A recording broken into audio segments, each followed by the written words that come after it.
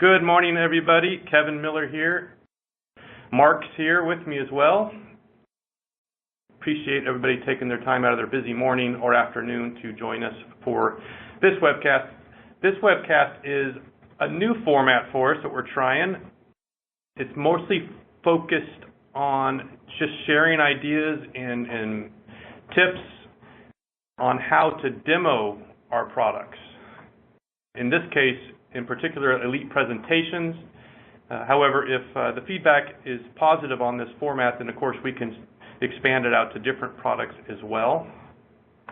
So today is going to be less about explaining features and new features and marketing. It's more about, hey, we have this product in the market. When you guys get to a point in your sales process where the customer may want to see the product in action, here are some tips and some ideas on how to then demo the product to the customer.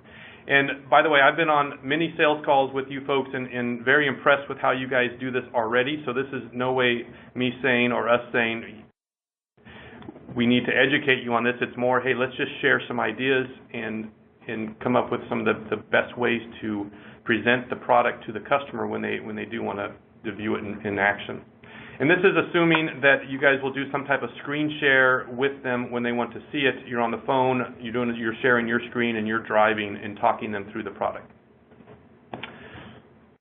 I've also included in the resources widget of your console, there's some resources, some files there that you may want to use when you demo Elite presentations. There's an example PowerPoint deck.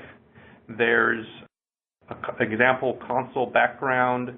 There's HTML text that you can copy into the reg page section if you want more of a rich reg page feel.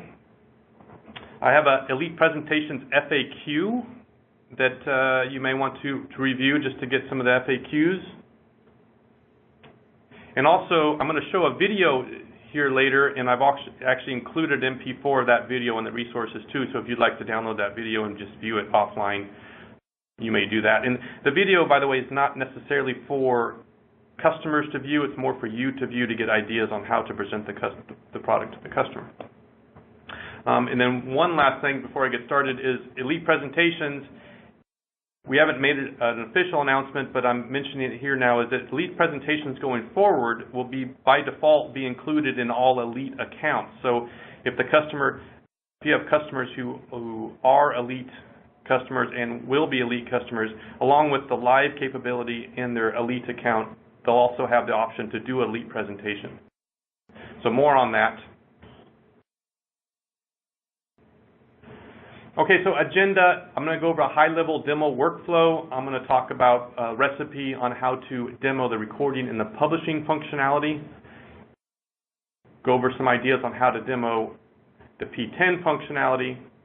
Then I'll show a video that just more or less reiterates what we talked about previously, and then open it up for Q&A. Feel free to ask questions while this presentation is going on. Mark is available to answer them.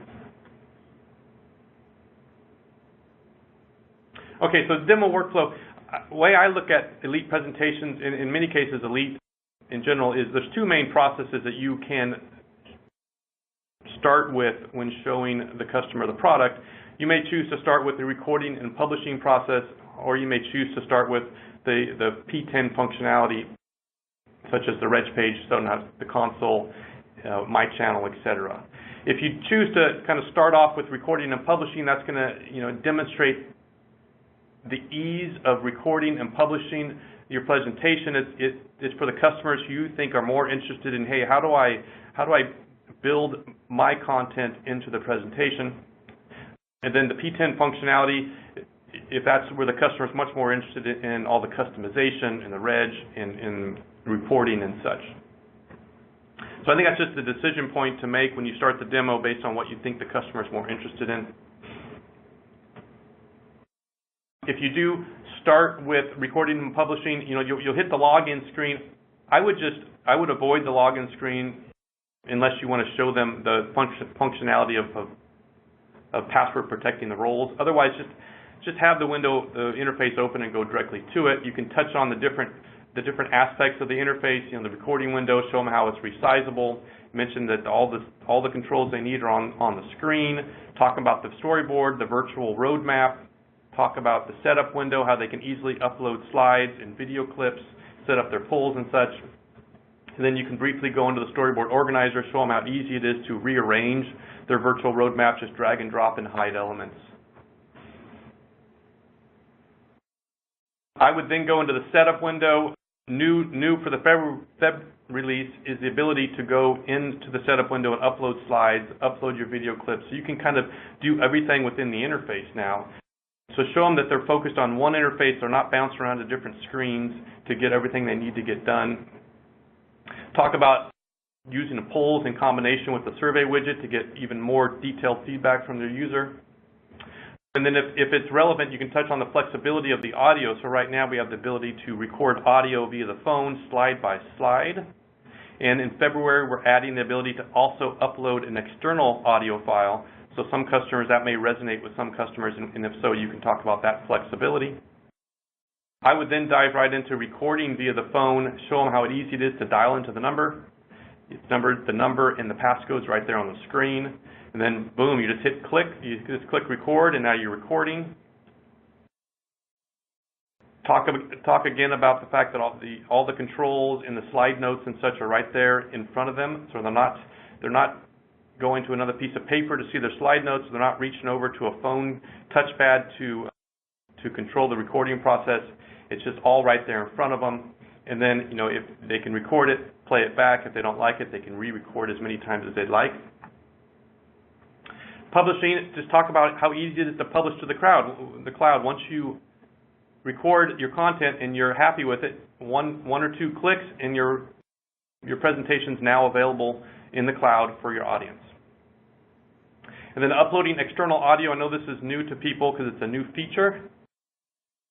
But if your customer asks about it or you think it might resonate with them, you can talk about some uses for uploading external audio in just some. There's many use cases. Some are if they use a voiceover talent.